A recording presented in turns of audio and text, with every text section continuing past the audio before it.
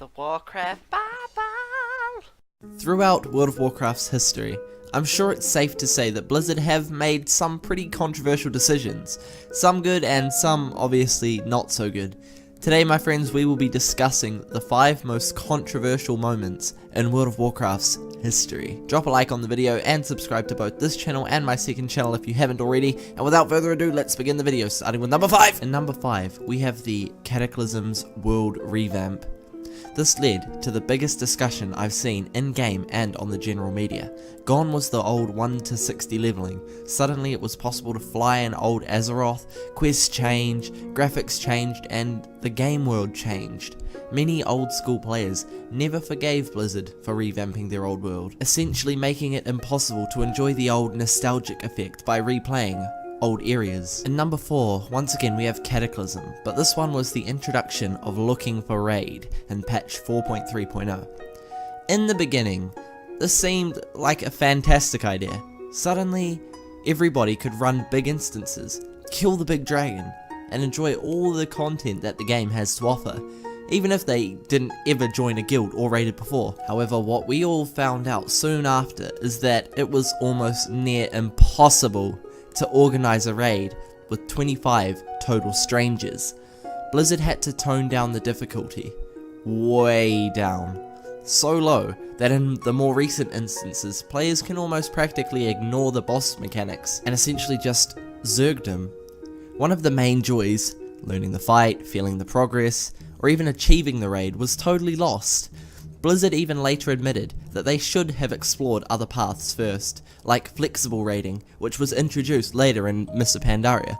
But the damage was done, and they can't pull the plug on LFR because there are players in that niche now. In number 3, we have the Mr. Pandaria in-game shop, patch 5.4.2. Now, this change was not as disruptive as the previous ones. It was more of ideology.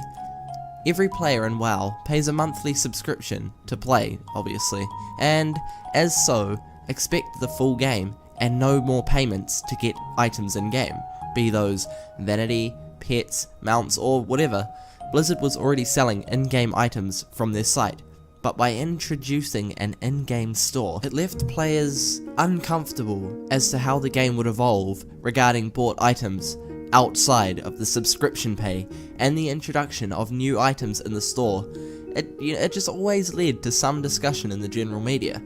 A good example is the recent WoW token. Although incorrectly, it was seen by many media as the game preparing for a free-to-play mode. In number 2, we have the flying within Warlords of Draenor. Since 2007, higher level players have been able to fly freely around Azeroth's continents, foregoing the in-game taxi services used by lower level characters. The rules for flying in new zones were simple: hit the level cap for their associated expansion, and you can take to the skies. However, with the World of Warcraft's latest expansion, Warlords of Draenor, developer Blizzard began limiting players' freedom of airborne movement. Zero flying whatsoever. Recently, Blizzard conceded the point slightly, and you are now able to earn flying if you complete a daunting number of tasks. I see the refusal to let people fly as an example of unacceptable time sinking. You know, kind of like the 14 months of no content. And finally, in number 1, we have the legacy server shutdown. You think you do, but you don't. Remember when you had to spam cities and say, need a tank, need a tank, need a tank during the Burning Crusade days? You don't remember that because now you just push a button that says go to the dungeon. You don't want to do that. World of Warcraft was a cultural phenomenon. It made a thunderous impact on those who played it back in 2004, and even for a few expansions afterwards. I joined personally during the Burning Crusade, losing over 100 days of my life to Azeroth and the Outland. In that time, I made friends whom I see years later, explored a seamless world, and stoked my passion for PC games. To play WoW in its glory days was to feel part of some great movement in gaming. Small wonder that people want to relive the past. That is what Nostalrius allowed. The clue is in its name. It's Vanilla WoW's most popular private server, running build 1.12, Drums of War. Patch 1.12 was the stopgap between Vanilla's final raid, Naxxramas, and the Burning Crusade, as the final, most complete incarnation of the original World of Warcraft.